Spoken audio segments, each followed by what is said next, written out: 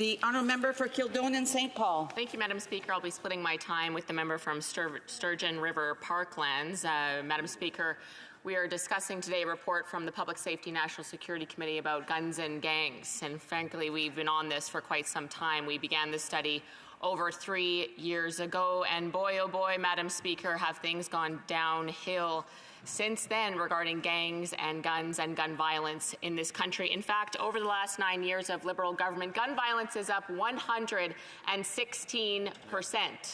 116%, despite all of the announcements and all of the promises, gun violence is up 116% in 9 years. And you can see that every day in the headlines. And in fact, violent crime has doubled in the past 9 years. Sexual assaults are up 75%. Sexual violations against children are up 120%. And so Canadians may be wondering, why is it that their once safe neighbourhoods have become havens for criminals? Why is it that we keep hearing announcements from the Liberals that something is going to be done about gun violence, and yet it's just getting worse? Well, one of the reasons is because of the soft on crime legislation this Liberal government continues to bring forward. For example, starting in 2019, the Liberals brought forward Bill C-75. It was specifically to reform the bail system. And now you may have heard about the bail system from our police and from premiers across the country, because in the last few years, our police associations, our police unions, premiers from every political stripe have been screaming for change from this Liberal government, and of course that's been falling on deaf ears, Madam Speaker. They are demanding bail reform because it is exhausting our police services. They are unable to keep up and keep our communities safe because of the catch and release policies brought forward by Bill C-75. They are rearresting the same repeat violent offenders every other day, who are apparently going really without being held accountable under the current Liberal government. And you can see that right there in the legislation. The aim of Bill C-75 was to bring forward the least onerous conditions for bail. In essence, it made bail the default position for violent repeat offenders. And so, of course, that was in 2019. Here we are a few years later, and the impacts of that legislation have really come home to roost, Madam Speaker. Gangs and those committing violent gun crime in our communities are just getting off scot-free in the revolving door of this so-called justice system under the Liberal government. And we saw just that same year, in fact, Bill C-83 made changes to the parole system so that it was least restrictive. And again, some people may wonder, what do all these things mean? You know, these are legal terms. Unless you're a Crown prosecutor, it's difficult to understand. But for Bill C-83, I'll just talk about a little bit about what the Harper government was doing. And remember, under the Harper government, Madam Speaker, violent crime went down 26%. There was a decrease in gun violence in Canada. And now, of course, since the Liberals came in, it's been over 50% increase in violent crime. And as I said, over 100% increase in gun violence. So if you look at Bill C-83, for example, the priority for parole, again, this is violent offenders in jail with reason, because they've committed atrocities in neighborhoods, because they've hurt innocent people, because they've used guns illegally, they've been involved in gangs, causing crime and chaos in our streets. And under the Harper government, the parole parameters were as follows. The service, the correctional services, uses measures that are consistent with the protection of society. Number one priority, protection of society, staff members and offenders that are limited only to what is necessary and proportionate to attain the purposes of this act. Okay, so the number one priority under Harper, under a tough-on-crime government that saw a decrease of violent crime for parolees, was that the corrections services uses the measures that are consistent with the protection of society. Under Bill C-83, under Liberals, this was changed to the following. The services uses the least restrictive measures consistent with the protection of society, staff members, and offenders. So again, the first priority became the least restrictive measures. That's important in a legal context. That is signaling to the parole board, to the corrections, to judges, to lawyers, the priority is the least restrictive measures. It also facilitated, as we've heard, with the movement of folks from maximum to medium to minimum security. So from maximum to medium, for example, Paul Bernardo, we've heard a lot about this in the last year. Bill C-83 helped facilitate his move from maximum security, where he should frankly spend the rest of his days, to medium security. That was Bill C-83 that further permitted actions like that. And so these are the bills that have an impact. You know, we've debated them. The Conservatives fiercely fought these bills. We said this was going to happen, and of course, it did happen. Yeah. And then since I've been elected, Bill C-5 passed in 2022. This astoundingly had soft on crime measures for criminals committing violent acts with guns. It removed mandatory prison time, mandatory jail time, for individuals that committed drive-by shootings, for example, robbery with a gun, extortion with a gun, discharging a firearm with intent to injure, using a firearm in a commission of offense. All of these things had mandatory prison time. You did this horrible crime, you endangered your neighborhood and your community, you were going to jail, for sure. You're being removed from society for a while, rightfully so. But Bill C-5 took away that requirement, and in fact codified house arrest for a number of offenses, like sexual assault. So again, you can rape someone and serve your sentence in the comforts of your home. That is the priority of the Liberal government, Madam Speaker. Bill after bill after bill, making parole easier to get for violent offenders, making bail easier to get for violent offenders, having less accountability and less jail time for people who commit gun crime. And now we have police associations across the country calling out the Liberal government for their lack of action. Actually, that's not true. They have done a lot of things, haven't they? They have done a lot of things on guns.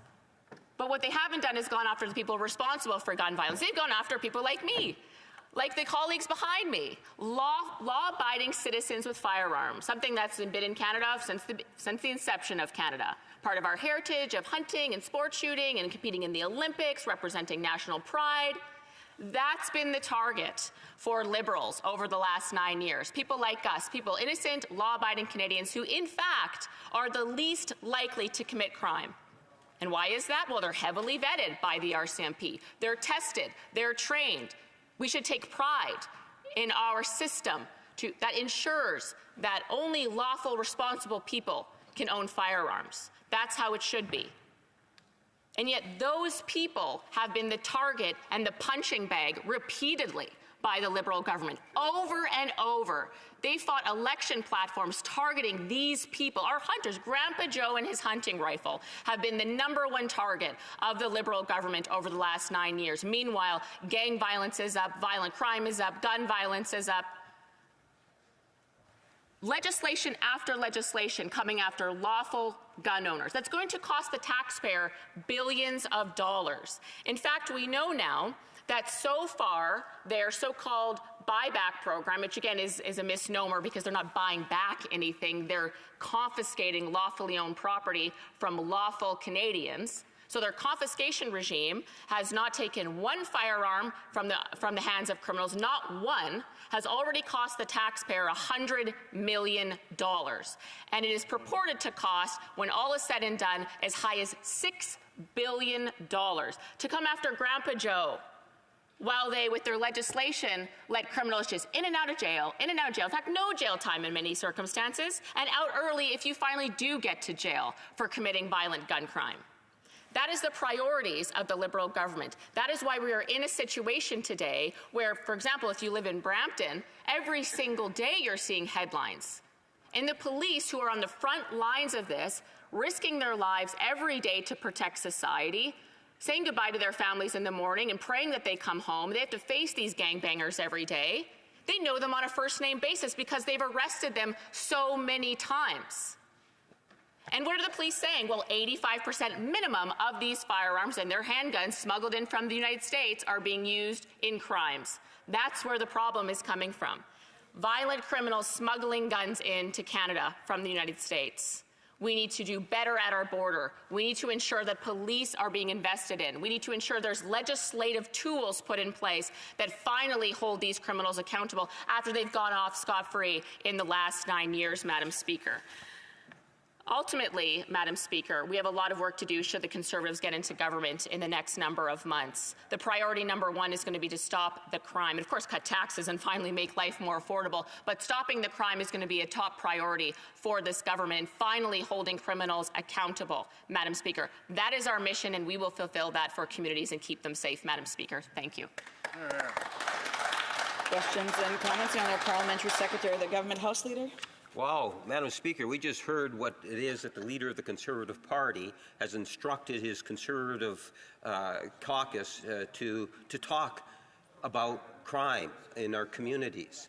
And it's consistent with much of the misleading information that the Conservative Party puts on social media virtually every day.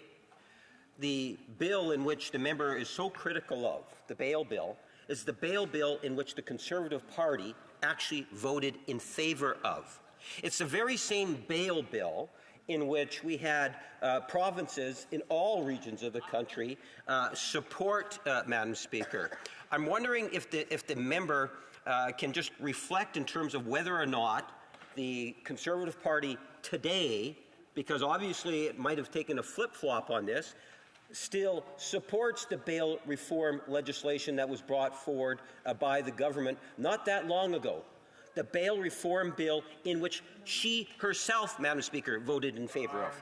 The honourable member for Kildonan St. Paul. Unfortunately, the member from Winnipeg North was not listening to my remarks. I was talking about Bill C-75 passed by the Liberals in support with the NDP in 2019. That is what caused all of the mayhem that police are now having to deal with. What he's talking about is Bill C-48. Bill C-48 was a 7-page bill in contrast to Bill C-75 that was 200 pages. A measly effort for the Liberals to say they were doing something about bail. That passed well over a year ago, and it obviously has done nothing to help. And in fact, if he doesn't believe me, he's saying I'm spreading misinformation. Why don't we hear from the Toronto Police? I'll just conclude on this, Madam Speaker. This is what the Toronto Police Association, which represents 8,000 police officers, says this. Our communities are experiencing a 45% increase in shootings, a 62% increase in gun-related homicides compared to last year. What difference does your handgun ban make when 85% of guns seized by our members can be sourced to the United States? Your statements are out of touch and offensive to victims of crime and police officers everywhere. That's what the police say. The honourable member. Questions et commentaires. L'honorable député de Shefford. Questions and comments. The honourable member for Shefford. Thank you very much, Madam Speaker. I thank the member for Kildonan St. Paul for her speech. Currently, in committee, the Status of Women Committee, we are studying the increase in feminicides.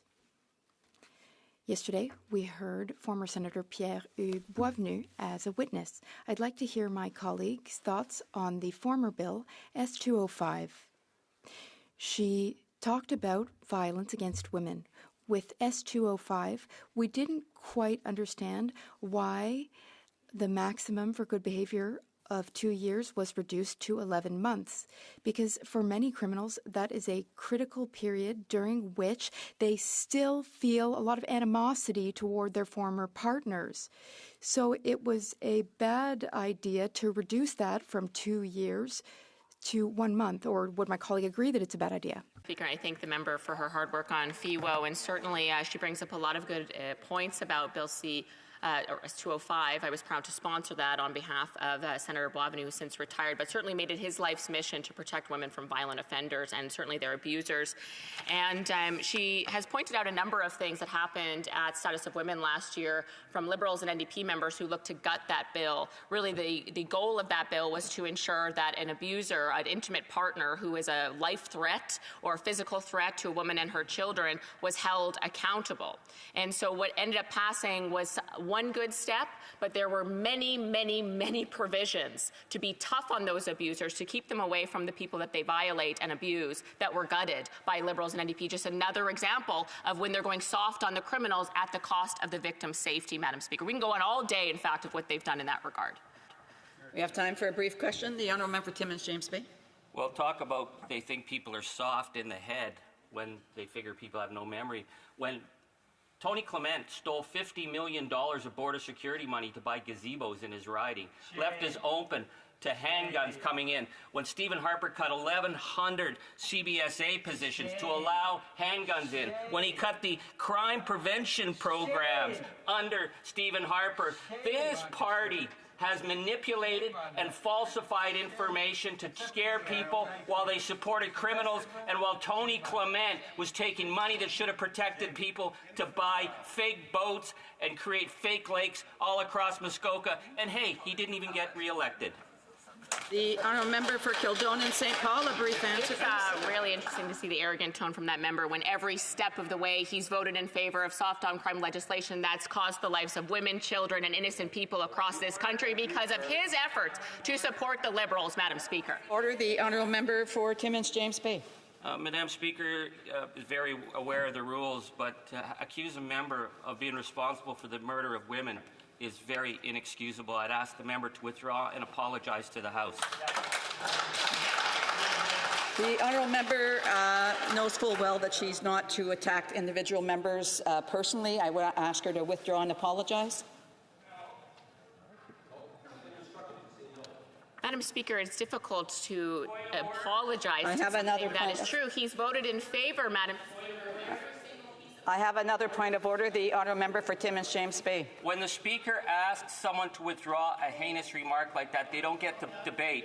She either withdraws and apologizes or you do not recognize her. Again, I would ask the, I have another point of order. The honourable member for North Okanagan Shuswap. Thank you, Madam Speaker. I believe if you check the records, you'll find that the member from Kildonan, I believe it's Kildonan St. Paul, said that the member voted for legislation that caused. She didn't say that he caused. I believe you need to check the record on this. Thank you. One more point of order. The honourable member for Victoria.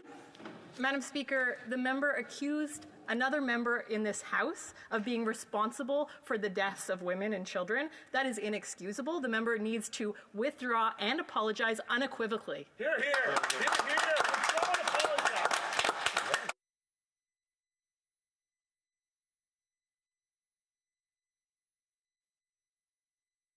The Liberals and the NDP leading a bill that led to the murder of women and children. I'm sorry, I have another point of order. The Honourable Parliamentary Secretary. Madam Speaker, and I sat here listening to this, and I clearly heard the member talking about how the honourable member from the New Democratic Party was responsible for the death of women, and that is something that absolutely needs to be withdrawn. It's unacceptable. So I will allow 2 more points of order, and but at the end of the day, given the information that's going back and forth about what was exactly said, I will take the time to review the tape and come back to the members as back to the House. The honourable member for Timmins James Bay, another point of order, and then Thank you, Madam Speaker. This is a classic case of if people shout enough, then the quorum gets interrupted. The ruling was you asked to withdraw, not to debate. So under Standing Order 18, under House Procedure and Practices 13, you asked to withdraw. Now you're saying it's okay not to withdraw if we debate it. So I ask you to go back and check the answer to what you said. You asked to withdraw. I'm sorry, the honourable mic's been cut off unexpectedly. You asked for withdrawal, so you can't then decide later to say, oh, we'll allow this to debate. You asked for withdrawal, she's refused. Okay. The honourable member for Skeena Bulkley Valley. On the similar point of order, Madam Speaker, my point is around the procedure. Now, I've listened to similar points of order in the past, and the practice, if not the rule, has been that when the Speaker makes a ruling on a point of order, that ruling is dealt with prior to hearing other points of order. What happened in this case is that you heard the point of order, you ruled on it, and then, Madam Speaker, you heard several other points of order that were actually, some of them possibly points of debate on that point of order. So if you reverse your ruling on the point of order and do not require the withdrawal and apology, I think it sets a very dangerous precedent for this House, and we're going to continue to decline into disorder in debates, which isn't serving anyone. So I'd ask you to follow your first ruling and uphold the rules of the House. Thank you. One more point of order. The honourable member for Battle River Crowfoot. Thank you very much, Madam Speaker. Despite the attempts to silence a strong Conservative woman in this House, I would note yesterday that that the Speaker in the chair did entertain from the New Democratic Party a challenge to a ruling that had been made the previous day. So, Madam Speaker, the precedent was set yesterday that challenges to a ruling could be in fact challenged, and it was the NDP that championed it yesterday. So let's let the member, my colleague from Manitoba, finish her speech, and if the other members of this place that are offended by the consequences of their votes, then they can enter into it in the context of Q's and C's or debate later on. But let's get back to work so we can stand up for victims.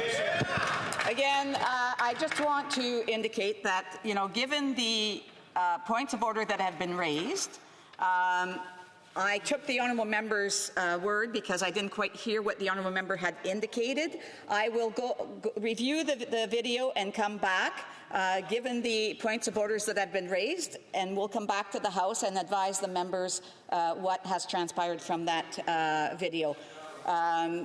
I hope this is good. I still have people rising on a point of order. The honourable member for New Westminster Burnaby. Thank you, Madam Speaker. You are given the authority to ensure order in this House. The comments that were reprehensible by the member from Culloden St. Paul require that she withdraw and apologize, and I hope you will stay with that ruling. It is a clear violation of Standing Order 18. As I indicated, I will review the tape and will come back to the House either way. The honourable member for Timmins James Bay. Thank you. No, I'm in respect for the House. I want to understand so that if the Speaker asks someone to withdraw, but if enough members of her party cause mayhem in the House, then she doesn't have to withdraw. So if that's the case, then we understand the rules of the House. So that's the ruling that we are working with under. I appreciate the honourable member. As I indicated, I will, given the additional points of orders that have been made on this issue, I will endeavour to get the exact wording that was said during the. I will come back to the House shortly. We're looking into it right now. The honourable member was finishing up her response. And I would just ask members to please be judicial in everything that they say. The honourable member for Kildonan St. Paul has just maybe 20 seconds to finish. Thank you, Madam Speaker. I'd like to end my remarks commemorating Carolina Hubner-Muckarat, who was shot by a man out on bail in Leslieville, Toronto. There are many, many, many women who have been killed by people out on bail, Madam Speaker. That member voted for softer bail legislation. That's on him. If he's not comfortable with it, then maybe he should do something about it and stop supporting the Liberal government. Yeah.